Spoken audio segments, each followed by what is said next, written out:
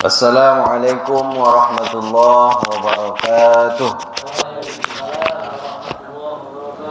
Alhamdulillah wassalatu wassalamu ala Rasulillah Sayyidina wa Maulana Muhammad ibn Abdullah wa ala alihi wa sahbihi wa man tabi'ahu wa mawalah. Rabbi israh li sadri wa yassir li amri wa hlul 'uqdatam min lisani yafqahu qawli. Amma ba'du. Bapak-bapak jemaah subuh yang dimuliakan Allah Subhanahu wa taala, kembali kita bersyukur kepada Allah atas nikmat yang Allah berikan. Subuh ini kembali kita bisa hadir salat subuh berjamaah di saat yang lain-lain masih tidur lelap dalam mimpi indah. Kita sudah berjalan dalam gelapnya malam menuju ke rumah Allah untuk melaksanakan salat subuh berjamaah, kemudian dilanjutkan dengan kajian subuh. Insyaallah ini semua tercatat sebagai amal soleh dan dibalas dengan pahala yang sangat besar oleh Allah Subhanahu wa taala. Berselawat kepada baginda Nabi, Allahumma shalli ala sayyidina Muhammad wa ala ali sayyidina Muhammad. Assalamualaikum ya Rasulullah. Mudah-mudahan kita akan termasuk orang-orang yang mendapatkan syafaat dari beliau di yaumil akhir nanti. Amin ya rabbal alamin. Kembali kita lanjutkan kajian tentang Sirah Nabawiyah, kitab Ar-Rahiq Al-Maktum karya Syekh Safiur Rahman Al-Mubarakfuri, tentang kisah sejarah hidup Rasulullah sallallahu alaihi wasallam. Terakhir kemarin sudah sampai di perang Ahzab atau perang Khandaq. Nah, yang tidak hadir episode kemarin bisa nanti nonton di YouTube kita, Laskar Syafaat Official. Berarti ini sudah selesai perang Ahzab pada tahun 5 Hijriah bulan Syawal. Perang Ahzab atau disebut juga perang Khandaq. Perang Ahzab karena yang menjadi lawan itu terdiri dari beberapa koalisi partai, Yahudi, Quraisy dan Ghatafan. Nah, 3 suku, 3 partai. Disebut dengan perang Khandaq karena digali parit untuk sebagai pertahanan kaum muslimin.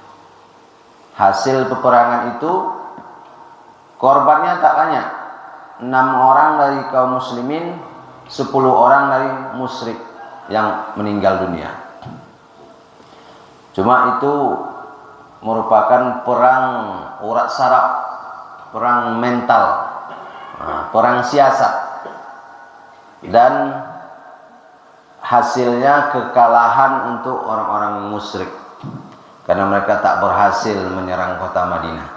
Mereka balik lagi setelah mengepung kota Madinah selama 1 bulan.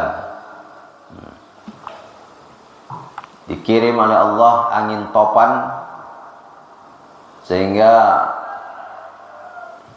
terbang semua kemah-kemah mereka, tenda-tendanya terbang semua. Maka mereka balik lagi, tak berhasil. Padahal waktu itu pasukannya 10.000. Pasukan yang paling banyak yang pernah berkumpul dalam sejarah Arab, 10.000. Setelah itu tak ada lagi. Nanti pasukan muslim pada tahun 8 Hijriah baru datang ke Makkah juga sebanyak itu, 10.000. Gantian. Pada perang ini orang musyrik datang ke Madinah 10.000. Nanti pada tahun 8 peristiwa Fathu Makkah, Nabi beserta pasukan 10.000 yang datang ke Makkah membebaskan kota Makkah. Jadi setelah kejadian itu, perang Khandaq tadi, Nabi balik lagi ke kota Madinah. Lalu datanglah Jibril alaihissalam. Malaikat Jibril datang pada waktu zuhur. Kata malaikat Jibril, mengapa engkau meletakkan senjata? Padahal para malaikat pun belum meletakkan senjata mereka. bukankah kepulanganmu karena mengikuti ajakan rakyatmu? Kini bangkitlah bersama para sahabat yang siap menemanimu dan pergilah kepada Bani Quraidah. Nah, Yahudi Bani Quraidah yang berkhianat ketika perang Ahzab. Ketika terjadi perang ini, maka ada satu kampung Yahudi Bani Quraidah berkhianat mereka. Mereka ingin menyerang kaum muslimin dari belakang, karena benteng mereka itu terletak di belakang. Mereka berkhianat, ingin membantu pasukan yang 10.000 tadi. Karena pasukan 10.000 tadi tidak bisa masuk, maka diajaklah oleh mereka orang Yahudi yang ada di belakang untuk ikut menyerang dari belakang. Itu kemarin sudah kita kisahkan. Maka berangkatlah Nabi bersama pasukan, dikumpulkan oleh Nabi semua pasukan, diumumkan kita akan berangkat ke Bani Quraidah. Diumumkan jangan sekali-kali mendirikan sholat asar kecuali di Bani Quraidah. Nah, ini kalau ada pernah dengar kisah sahabat berbeda pendapat. Sampai di suatu tempat bernama Bi'ru Annas, sebuah sumur. Tiba di sana sudah masuk waktu asar. Sebagian sahabat tetap berpegang teguh dengan pesan Nabi, jangan sholat asar sebelum tiba di Bani Quraidah. Sebagian yang lain lagi berpemahaman maksud Nabi itu supaya kita cepat berangkatnya. Nah, yang satu tadi sebagian berpahaman tekstual. Apa yang dikata-kata Nabi memang seperti itu. Sebagian lagi berpemahaman bahwa Nabi itu menyuruh kita cepat berangkat. Jadi mereka sholat saja, sholat asar di situ. Sebagian tidak sholat asar, sampai di sana baru sholat asar, sudah lewat waktunya.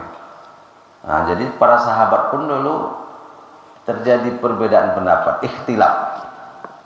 Istilahnya ikhtilaf, perbedaan pendapat. Tapi mereka tidak saling kelahi, menghormati pendapat masing-masing.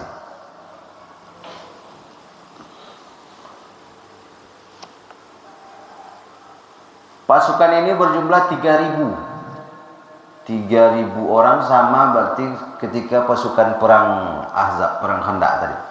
Sama jumlahnya, 3.000. 30 penunggang kuda. Maka sesampainya di benteng Bani Quraidah, orang-orang Yahudi Bani Quraidah sembunyi dalam benteng mereka semua. Kata pemimpinnya Ka'ab bin Asad kepada kaumnya, ada beberapa pilihan katanya. Yang pertama, kita mengikuti Muhammad dan membenarkannya. Nah, demi Allah, sungguh sudah amat jelas di hadapan kalian bahwa dia itu adalah seorang Rasul yang diutus. Nah, kalau kalian mau, maka amanlah nyawa kalian, amanlah harta kalian, anak dan keluarga kalian. Itu pilihan yang pertama. Pilihan yang kedua, kita bunuh anak-anak dan istri-istri kita, wanita-wanita kita. Kemudian kita yang laki-laki keluar menghadapi Muhammad. Nah, sehingga tidak ada lagi beban. Kalau kita kalah, ya kita tidak mengkhawatirkan lagi anak-anak istri kita. Kalau kita menang, kita nanti bisa cari yang baru. Nah, itu. Nanti banyak lagi yang baru katanya. Itu yang kedua. Yang ketiga, malam ini adalah malam Sabtu. Mudah-mudahan Muhammad dan para sahabatnya memberikan keamanan kepada kita, tidak menyerang.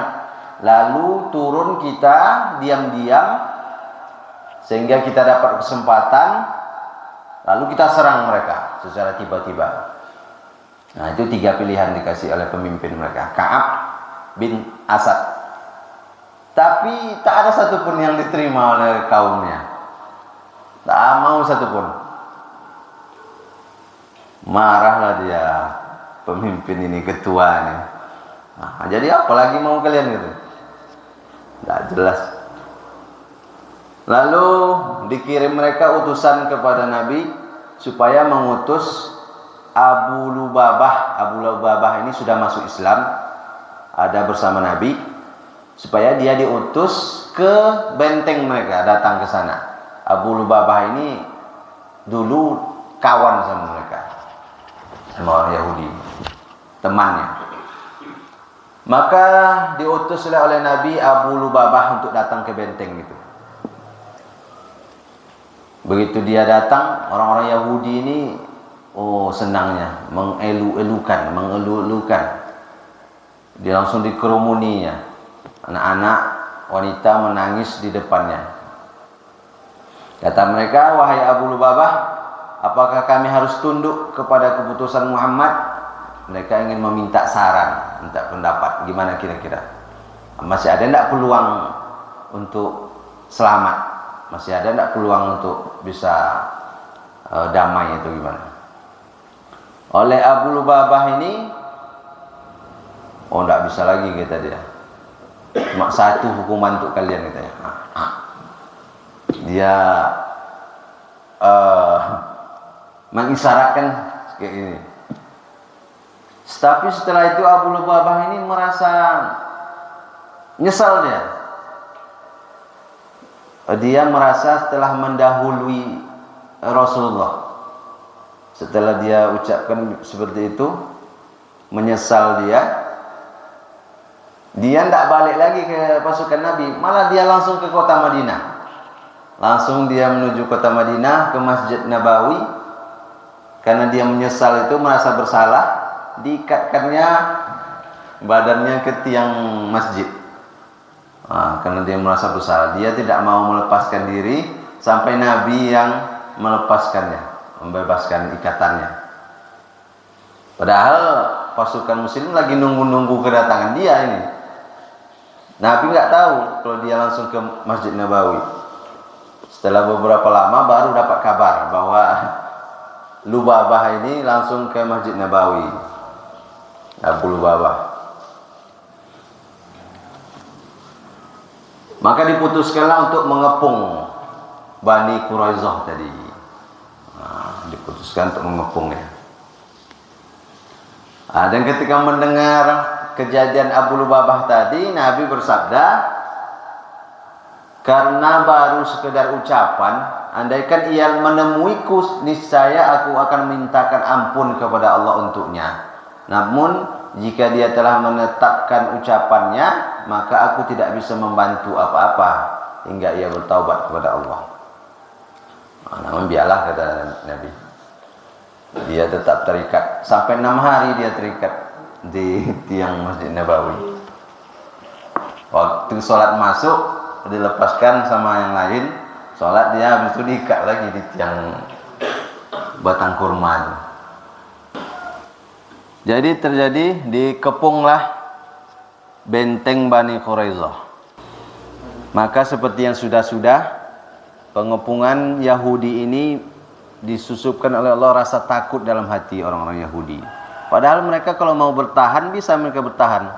Makanannya banyak dalam benteng.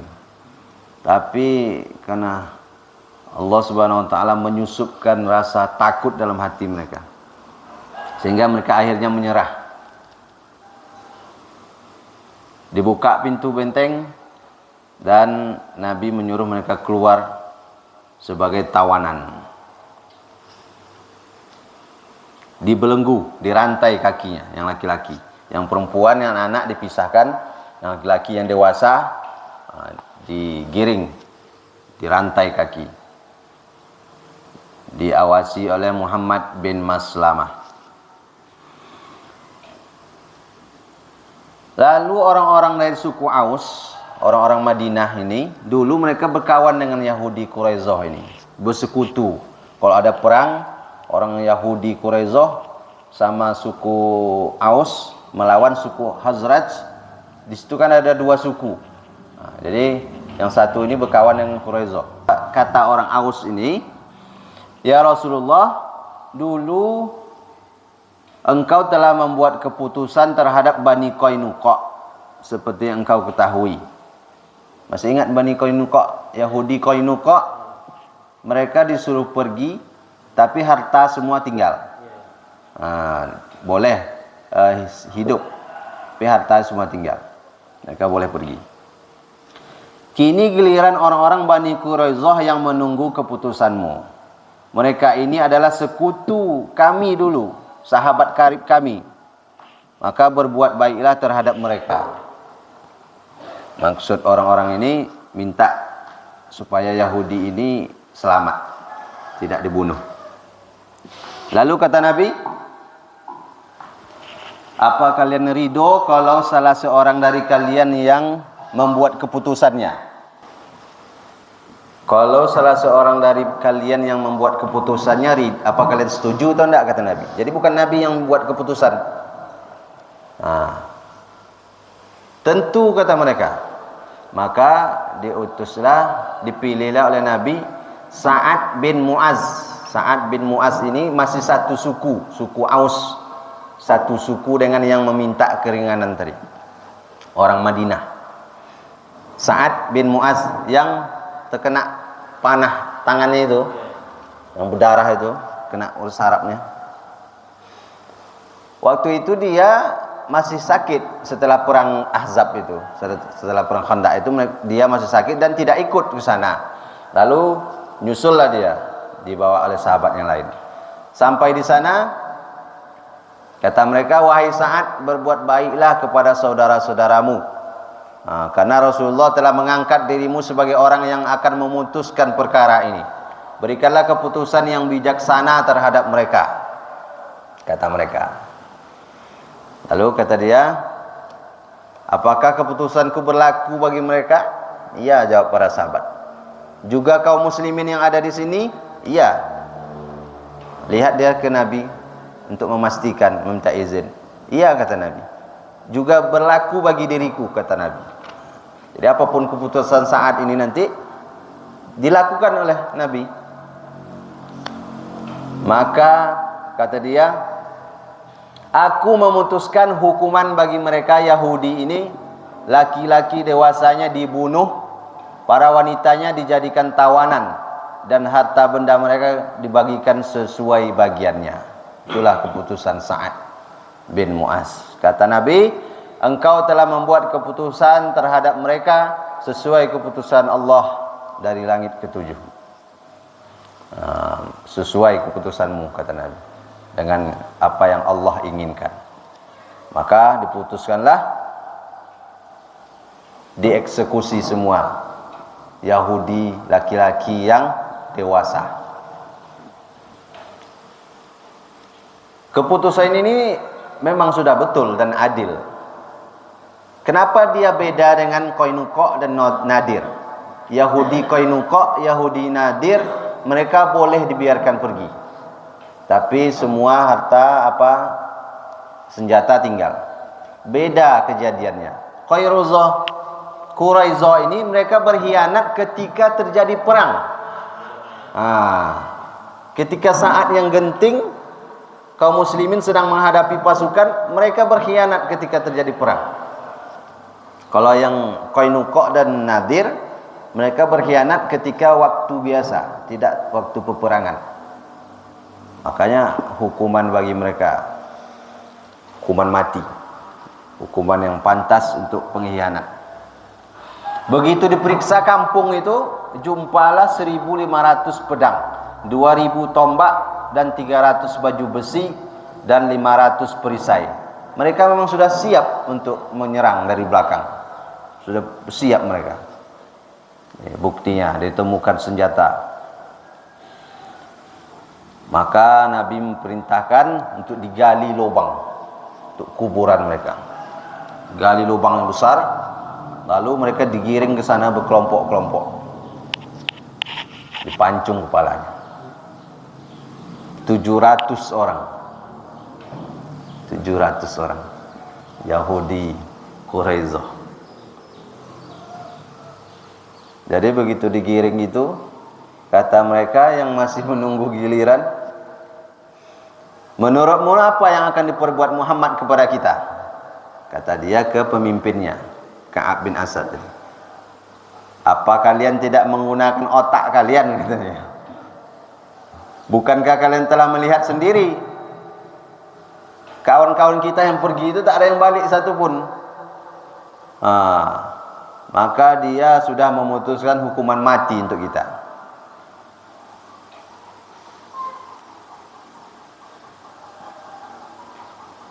Termasuklah di situ pemimpin Yahudi Bani Nadir, Huyai bin Akhtab, yang dulu menghasut orang ini untuk berkhianat. Dia gentleman, dia waktu menghasut itu dia berjanji, kalau kalian dikepung maka aku akan datang ke sini, kata dia, ikut bersama kalian. Dan memang datang dia ke, kalau dia mau lari kabur bisa sebetulnya, tapi datang dia ke benteng itu, ikut dia bersama Bani Quraizah, Huyai tadi. Termasuklah dia yang dieksekusi. Jadi yang dieksekusi itu hanya yang dewasa, laki-laki dewasa. Yang anak-anak enggak. Bukan macam Yahudi sekarang, semua justru yang anak-anak yang mereka incar, anak-anak perempuan.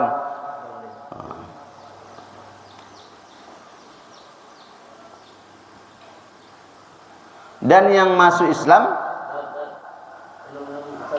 Islam mereka dibebaskan, selamat dari hukuman mati. Maka kalau sebetulnya mereka ini mau masuk Islam, ya selamat mereka. Tapi karena kesombongannya mereka tetap juga tak mau masuk Islam. Bukan tidak diberikan pilihan mereka. Ada yang masuk Islam, Atiyah Al-Qurazi masuk Islam dia.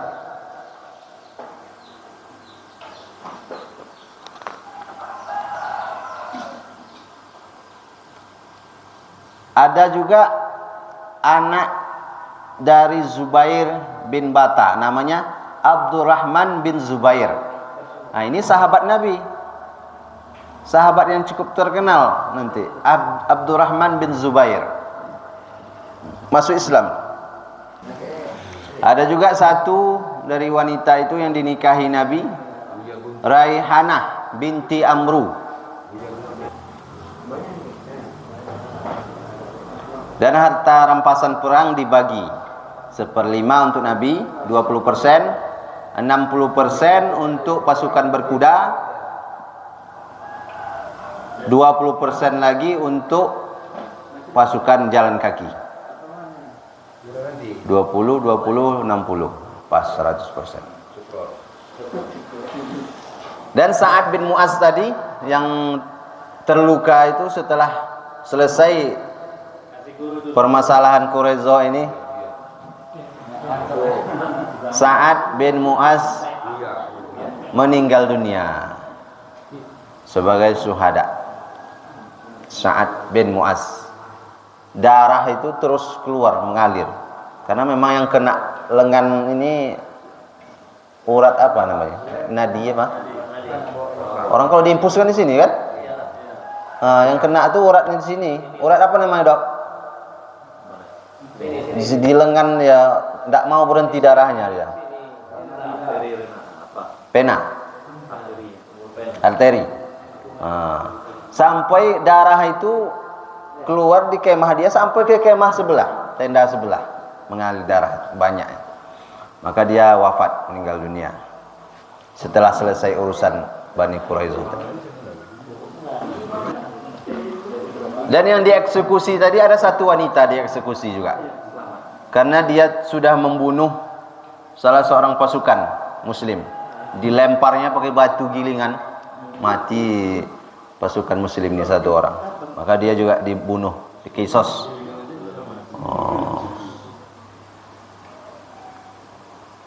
Nama sahabat yang meninggal itu Khalad bin Suwaid, dilempar dengan batu penggiling.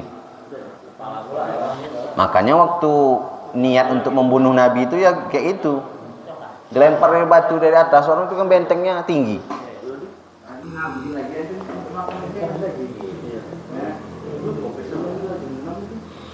Peristiwa ini terjadi tahun 5 bulan Zulqaidah. Ini ya, bulan Zulqaidah. Tahun 5 Hijriah. Perang Ahzab tak bulan Syawal, Quraisyah bulan Zulqaidah. Ini kalau bisa hafal kita ini bulan-bulan Islam. Pak Yai, hafal kan Pak Yai? Dodi dari 2 minggu yang lewat mau ngapal ya? Udah hafal tak? 12 cuma. Muharram, Safar, Rabiul Awal, Rabiul Akhir, Jumadil Awal, Jumadil Akhir, Rajab, Sa'ban, Ramadan, Syawal, Zulqaidah, Zulhijjah.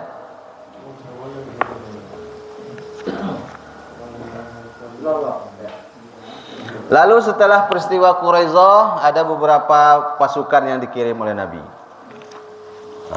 ke beberapa wilayah.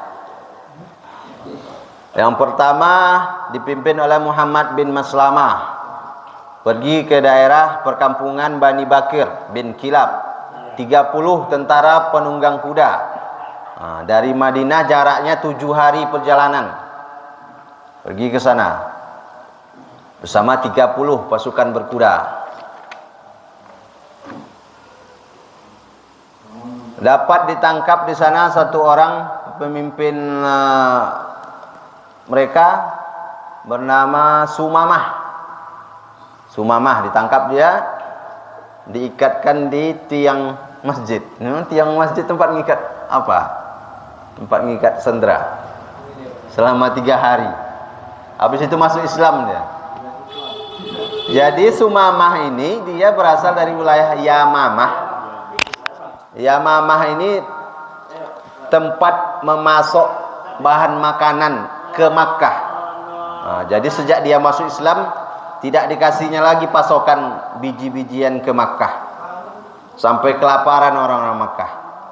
Mereka kirim surat ke Nabi minta supaya diizinkan lagi mengirim biji-bijian makanan dari Yamamah untuk Makkah.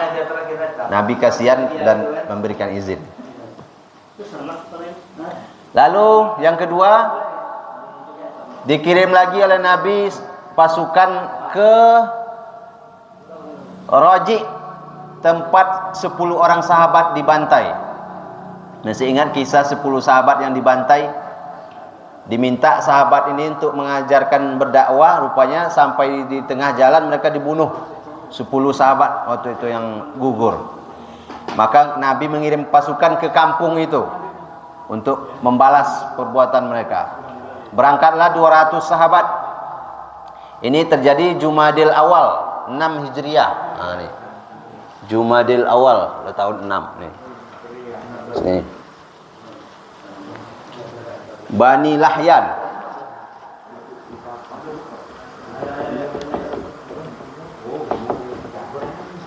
Tapi sampai di kampung itu tak ada lagi orang di sana. Takut mereka semua, kabur, lari.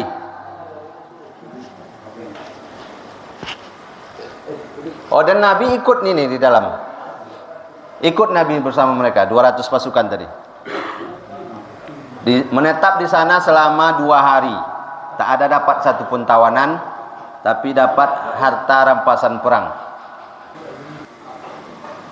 Rabiul Awal tahun 6 Hijriah mengutus 40 tentara ke Al-Ghumar namanya, Al-Ghumar.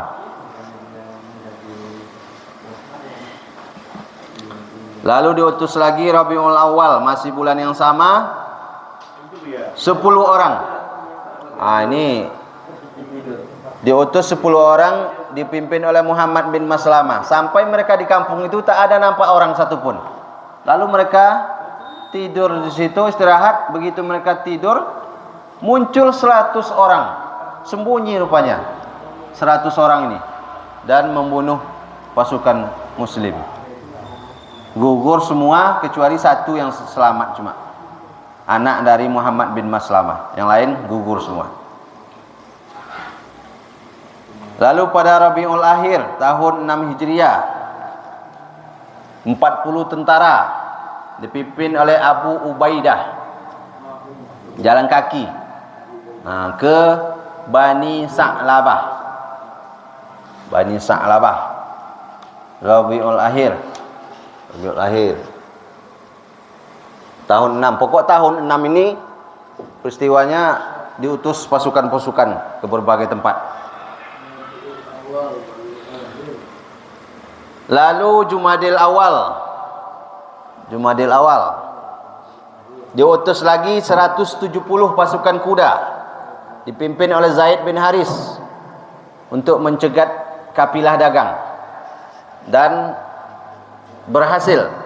Kapilah dagang itu dipimpin oleh Abu Al-As, suami Zainab binti Rasulullah, menantu Nabi. Abu Al-As ini menantu Nabi. Waktu perang Badar, Abu Al-As tertangkap tapi ditebus oleh Zainab. Masih ingat ceritanya? Zainab itu tidak ikut hijrah karena dia masih bersama suaminya. Zainab waktu itu masuk Islam, suaminya tidak masuk Islam. Ketika perang Badar, suaminya tertangkap, diminta bebaskan oleh Zainab, dibebaskan Nabi dengan syarat Zainab dibebaskan pula sama dia. Zainab habis itu datang ke Madinah, hijrah, suaminya tetap di Makkah. Nah, ini setelah kejadian ini, Abu Al-As ini pergi berdagang dan tertangkap. Kabur dia, barang dagangannya berhasil diambil, dia kabur menyelinap ke Madinah, ke rumah Zainab, minta tolong ke Zainab. Nah, itu kisahnya. Jadi Zainab meminta kepada Nabi supaya dia dibebaskan dan harta tadi dikembalikan, karena punya orang, bukan punya dia. Harta titipan orang yang dibawa. Jadi diserahkan oleh Nabi semuanya. Dibalikkan harta rampasan tadi, dibawanya ke Makkah, sampai di Makkah diserahkan ke orang yang punya. Setelah itu dia masuk Islam, balik dia lagi ke Madinah, Abu Al-As tadi, dan disatukan lagi oleh Nabi bersama Zainab. Kembali lagi mereka. Memang mereka saling cinta betul, tak mau mereka. Setelah berpisah itu pun sudah 3 tahun mereka berpisah, tapi Abu Al-As tidak beristri lagi, Zainab pun tidak menikah lagi, dan disatukan lagi oleh Nabi, dan tidak dinikahkan ulang oleh Nabi, karena waktu itu belum turun ayat yang melarang muslimah menikah dengan non muslim, belum turun ayat waktu itu. Jadi pernikahan mereka tidak batal. Jadi disatukan lagi dan mereka tinggal lagi bersama. Itu kisah cinta Zainab dan Abu Al-As.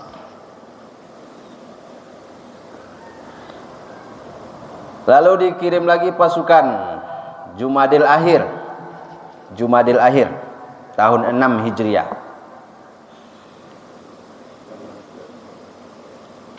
Cuma 15 ini pasukannya, tapi sampai di kampung itu lari juga semuanya, karena mereka sangka di belakang nanti ada pasukan Nabi banyak, padahal cuma 15 orang. Dapat mereka rampasan perang 20 ekor unta. Habis itu balik ke Madinah. Kemudian pada bulan Rajab tahun 6 Rajab diutus lagi 12 orang. Ini pasukan kecil-kecil aja.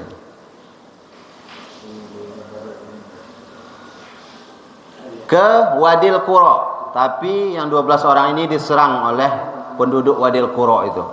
9 orang mereka terbunuh, 3 orang yang selamat cuma. Dipimpin oleh Zaid bin Haris. Nah, masih daerah Madinah ini, pinggir-pinggir perbatasan Madinah, Wadil Qura. Kemudian diutus lagi pada tahun bulan Rajab, masih bulan Rajab, 300 pasukan, dipimpin oleh Abu Ubaidah.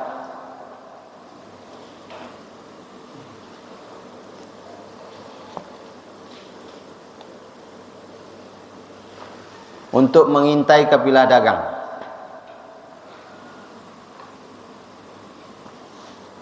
Yang cukup terkenal ini peristiwanya. Perang Bani Mustalik.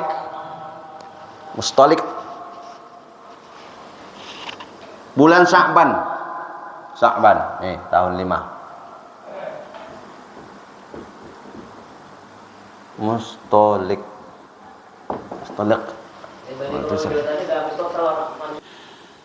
Ini peristiwa ini terjadi bulan Sya'ban. Ini Nabi ikut bersama mereka, bersama pasukan. Dan orang-orang munafik pun ikut. Biasanya orang munafik ini tak mau mereka ikut kalau keluar berperang. Sekali ini ikut mereka, dipimpin oleh Abdullah bin Ubay bin Salul, gembong munafik.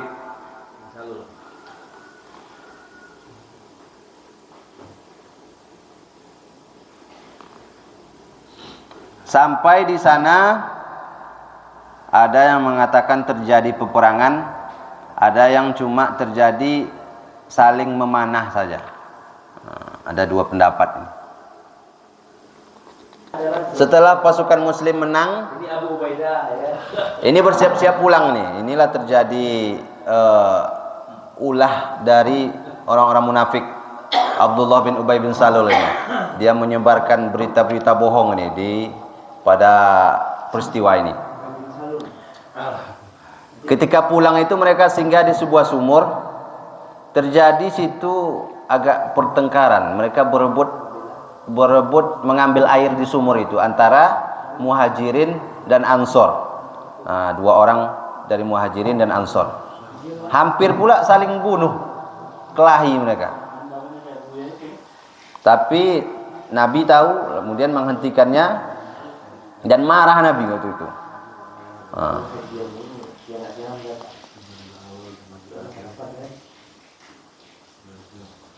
Kenapa kalian masih seperti zaman jahiliyah, kata Nabi. Marah Nabi. Lalu mereka berhenti.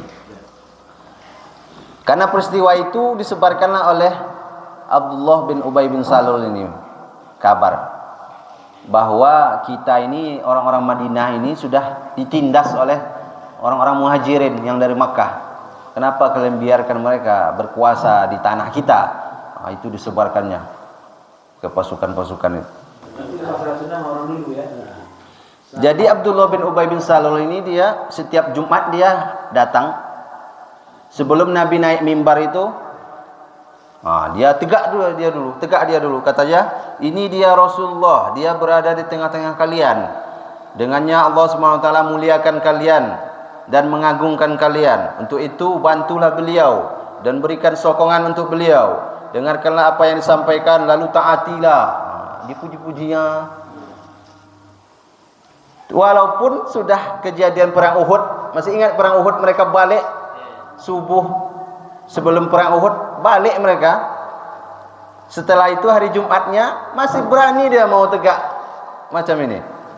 Tak ada urat malunya, tak ada malunya dia. Tapi sebelum dia tegak ditarik oleh sahabat yang lain bajunya. Duduk kau, enggak patut, enggak layak kau, kata orang sahabat yang lain. Ngasih wejangan, tak tahu malu. Setiap Jumat dia seperti itu. Puji-pujinya, padahal di belakangnya dia benci kali sama Nabi. Masih ingat kenapa dia benci sama Nabi? Sebelum Nabi datang, dialah yang akan dilantik sebagai raja di Madinah itu. Tapi begitu Nabi datang, tak jadi dia dilantik. Itulah dia dendam kali.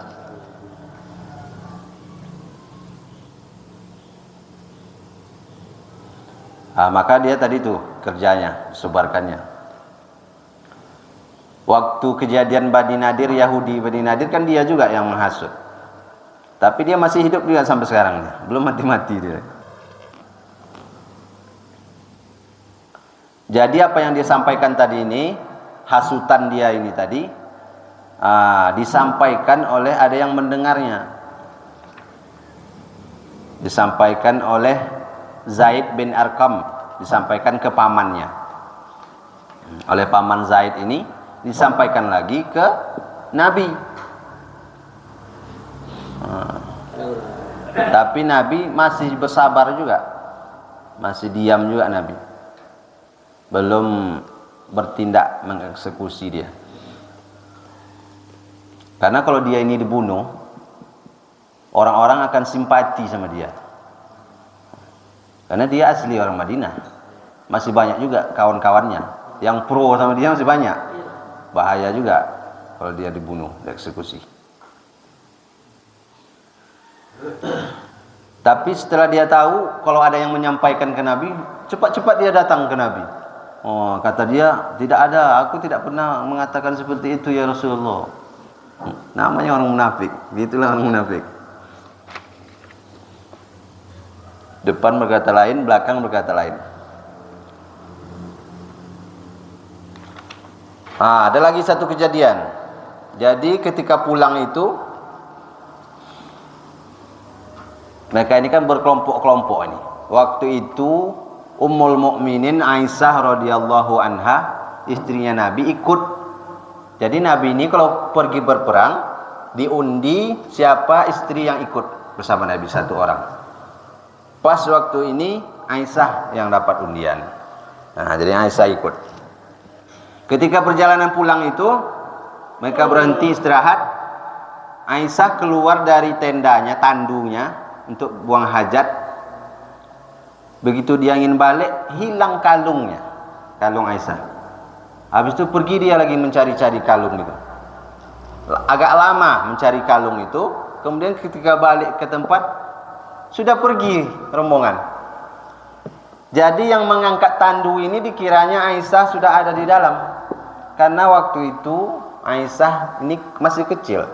Kalau Nabi tinggal bersama Aisyah umur 9 tahun ketika hijrah, ini tahun ke-5. Berarti 14 tahun umurnya baru. Kecil, ringan. Yang mengangkat tandu 4 orang. Jadi tidak tahu entah ada orang atau tidak dalam ini. Dikira mereka sudah ada dalam. Tak tahu mereka keluar itu tadi. Begitu sampai Aisyah di sana, tak ada lagi rombongan.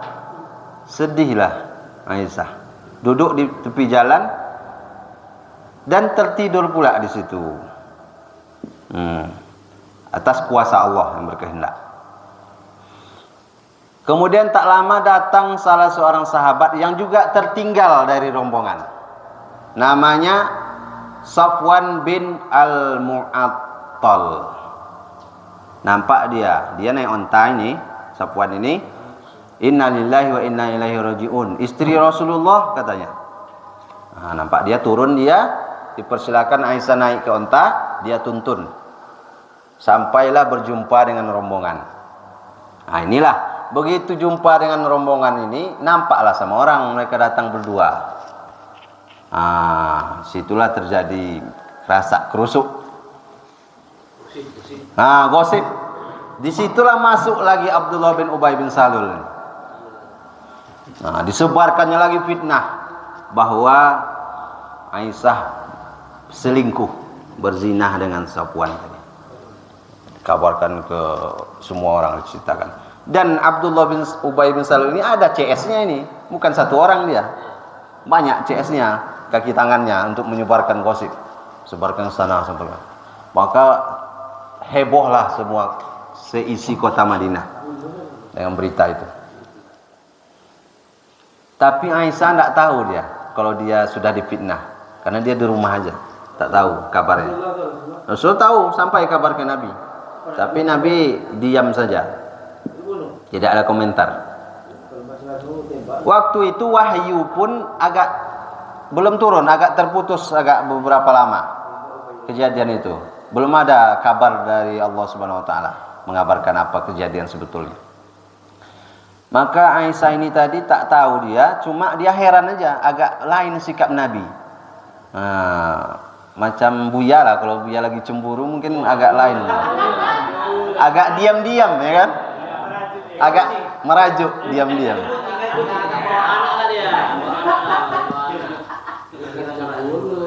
Dia tak tahu sampai suatu hari diceritakan oleh Ummu Mistah. Ummu Mistah namanya. Dia ceritakan bahwa terjadi fitnah seperti ini, ceritanya begini. Maka bersedihlah Aisyah. Minta dia izin ke Rasulullah untuk balik ke rumah orang tuanya untuk mencari tahu kabar informasi kepastiannya. Nah, begitu ditanya sama orang tuanya, ayahnya kan Abu Bakar, ditanya bahwa betul ada berita seperti itu. Nah, bersedihlah dia, menangis Aisyah 1 hari 2 malam. 1 hari 2 malam menangis, tak berhenti mengalir air mata. Habis itu datang Nabi menjumpai dia di rumah orang tuanya. Kata Nabi, wahai Aisyah, aku mendengar berita bahwa engkau telah berlaku begini dan begitu.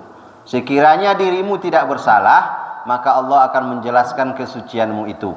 Namun jika engkau bersalah, maka mintalah ampunan kepada Allah dan bertaubatlah. Karena hamba yang mengakui kesalahannya kemudian bertaubat kepada Allah, niscaya Allah akan menerima taubatnya. Makin sedih dia Aisyah ini.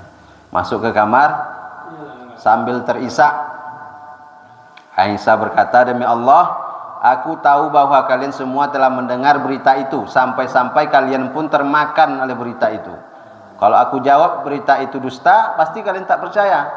Kalau aku jawab mengakui perbuatan itu, tapi aku tidak melakukannya, katanya. Maka menangis Aisyah waktu itu pas turun wahyu sama Nabi. Ketika Nabi masih di rumah Abu Bakar, di rumah orang tuanya, turunlah wahyu. Surat mana?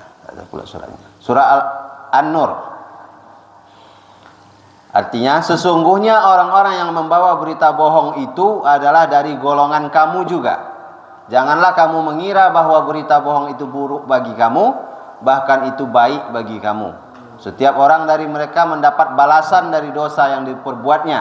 Dan barang siapa di antara mereka yang mengambil bagian terbesar dalam penyiaran berita bohong itu, baginya azab yang besar. Siapa yang paling besar andilnya, dia mendapat azab yang paling besar. Inilah konfirmasi dari Allah bahwa itu adalah berita bohong. Ketika itu juga tersenyum Nabi. Wahai Aisyah, sungguh Allah telah membebaskanmu dari tuduhan tersebut. Lalu oleh ibunya, wahai anakku, bangun dan jumpailah suamimu. Demi Allah, aku tidak mau menghampiri beliau, kata Aisyah. Merajuk pula Aisyah.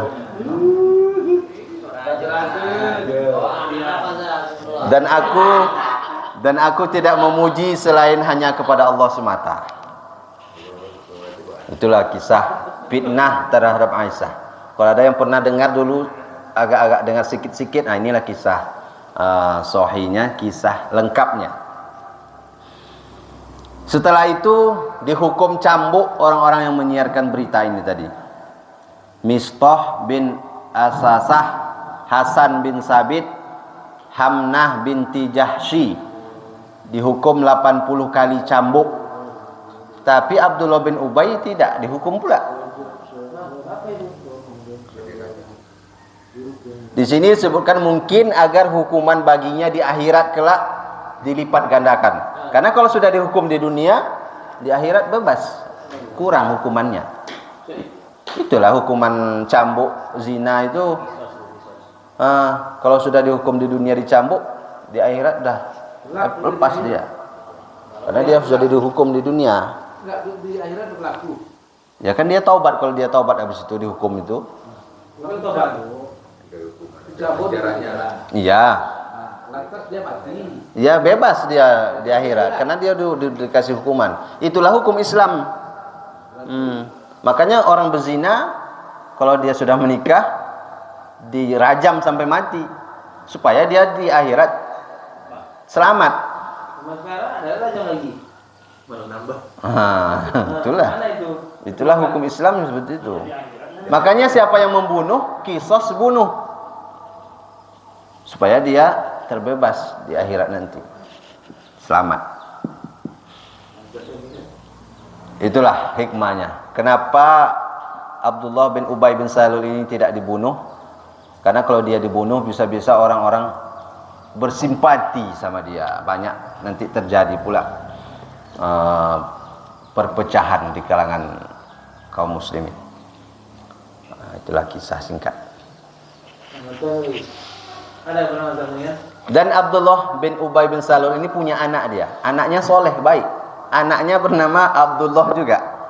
Jadi Abdullah bin Ubay bin Salul. Anaknya ini pernah dia bilang sama Nabi, kalau engkau perintahkan ya Rasulullah untuk membunuhnya, biar aku yang bunuh. Kubawakan kepalanya kepada engkau. Ketika pulang tadi itu ke Madinah setelah kejadian ini, ditunggunya pakai pedang oleh anaknya ini di depan kota Madinah. Tak boleh masuk kata dia, sampai izin dari Rasulullah. Mantap juga anaknya. Setelah diizinkan oleh Nabi baru masuk. Namanya Abdullah bin Ubay bin Salul. Jadi kalau ayahnya jahat, belum tentu anaknya jahat. Ayahnya baik, belum tentu anaknya baik juga. Kalau ibu baik, pasti anaknya baik.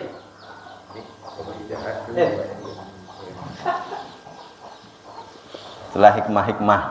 Mudah-mudahan bisa kita ambil hikmah-hikmahnya. Ada yang tanya enggak kan? Pak Guntur? Dokter. Satu tanya loh. Selama kami tidak dengar pertanyaan dokter kan? Gak ada yang tanya dokter, udah paham tuh tentang sejarah kok.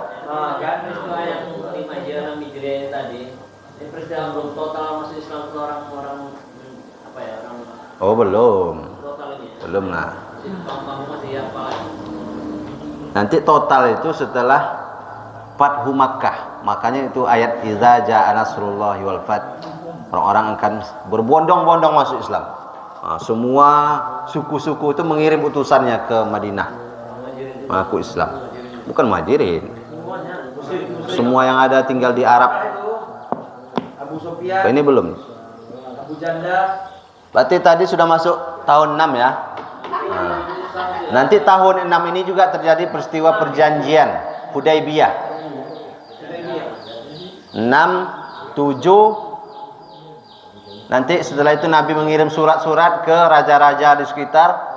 8 Fathu Makkah. 9, 10 Nabi wafat. Jadi